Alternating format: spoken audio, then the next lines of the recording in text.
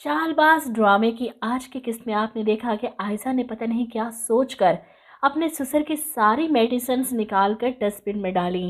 मुझे तो लगा था कि वो इनके साथ कुछ गलत करने वाली है, लेकिन गलत होने से पहले ही असद अपने बाबा की सारी मेडिसिन्स फिर से ले आया और आयशा का प्लान चौपट हो गया।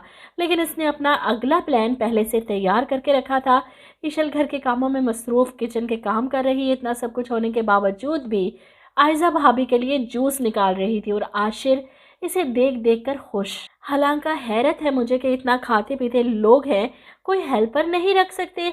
घर की बहुओं को मुलाजमा बनाकर रखा है और वहीं ईशल की माँ गुस्से में इसके ससुर को बातें सुनाने के बाद बाकी गुस्सा अपने शोहर पर निकालती है कि आप असद से मिलकर आ रहे हैं, उसके साथ बिजनेस बढ़ाने के चक्करों में है और वहाँ आपकी बेटी अपने ससुराल में पिट रही है और आप अपने कामों में लगे हैं। ये सुनकर ईशल के वालिद हैरान रह जाते हैं कि तुम क्या कह रही हो। सच जानने के बाद जाहिर सी बात है ये दोनों मियाँ बीवी फ़ौरन ईशल से मिलने इसके ससुराल के लिए निकलेंगे और वहीं दूसरी तरफ आयशा अपने प्लान के मुताबिक ईशल को इस घर वालों की नज़रों से गिराने के लिए अपनी अगली चाल चलती है। असद कमरे में आता है तो वो जानबूझकर हाथ में मेडिसिन पकड़े दूसरे हाथ से सर पकड़े असद से कहती है, असल में सर में बहुत शदीद दर्द हो रहा था। मैंने ईशल को बताया तो इसने मुझे ये मेडिसिन दी थी सर दर्द की, बस वही खाने लगी थी। वो ड्रामा करती है मेडिसिन निकालने का तो असद इसके हाथ से पकड़ लेता है कि ऐसे इस हालत में तुम कैसे कोई मेडिसिन खा सकती हो। और जब इन मेडिसिन को चेक करता है तो इनकी एक्सपायरी डेट देखकर चीख पड़ता है कि आयशा ये मेडिसिन तो एक्सपायर हैं। जिस पर आयशा मासूम बनकर कहती है, क्या ईशल मेरे साथ ऐसा कैसे कर सकती है।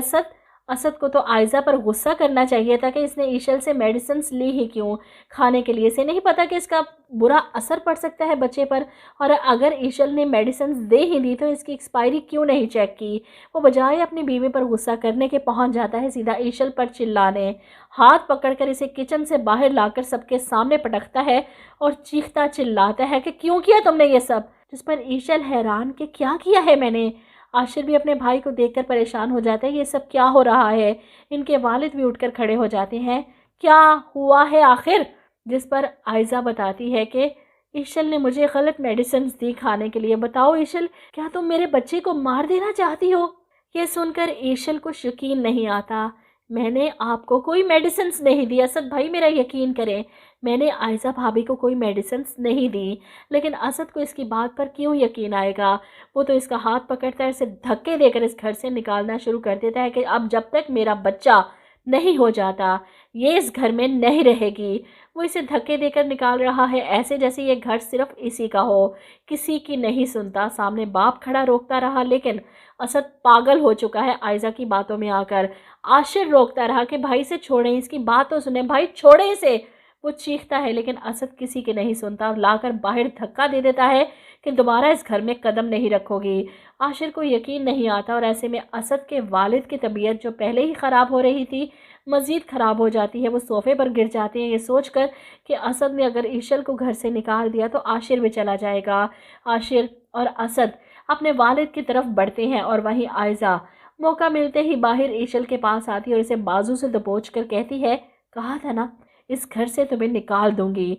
मेरी जगह लेना चाहती थी ना तुम इस घर में, अब तुम्हारी जगह भी नहीं बची। बहुत जल्द आशिर भी तुम्हें छोड़ देगा, दफ़ा हो जाओ यहाँ से अब।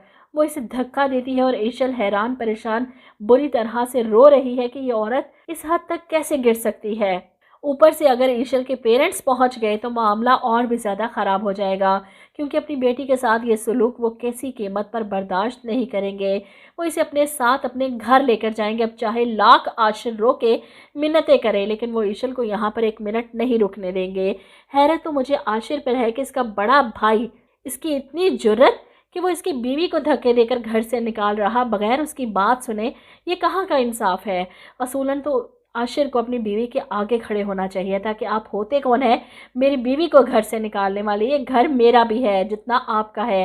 लेकिन ऐसा भी क्या एहतराम बड़े भाई का कि बीवी के साथ कुछ भी गलत होता रहे और बस देखते रहो। क्यों नहीं हाथ रोका इसने अपने असद भाई का। बिल्कुल ठीक करेगी ईशल जो ये घर छोड़कर चली जाएगी अपने माँ बाप के साथ, क्योंकि इतना सब कुछ बर्दाश्त करने के बावजूद भी इस घर में इसकी कोई बात सुनने को तैयार नहीं, इसकी कोई हैसियत ही नहीं, तो वो क्यों इतना जलील होकर यहाँ पर रहे। روحان اور انایا کو جب پتہ چلا تو وہ فوراً واپس آئیں گے۔ روحان تو پہلے ہی جانتا تھا کہ عائزہ بھابی ایشل بھابی کو اس گھر سے نکالنا چاہتی ہیں، اور یہ سب دیکھنے کے بعد اسے پورا یقین ہو جائے گا کہ غلطی عائزہ بھابی کی ہے۔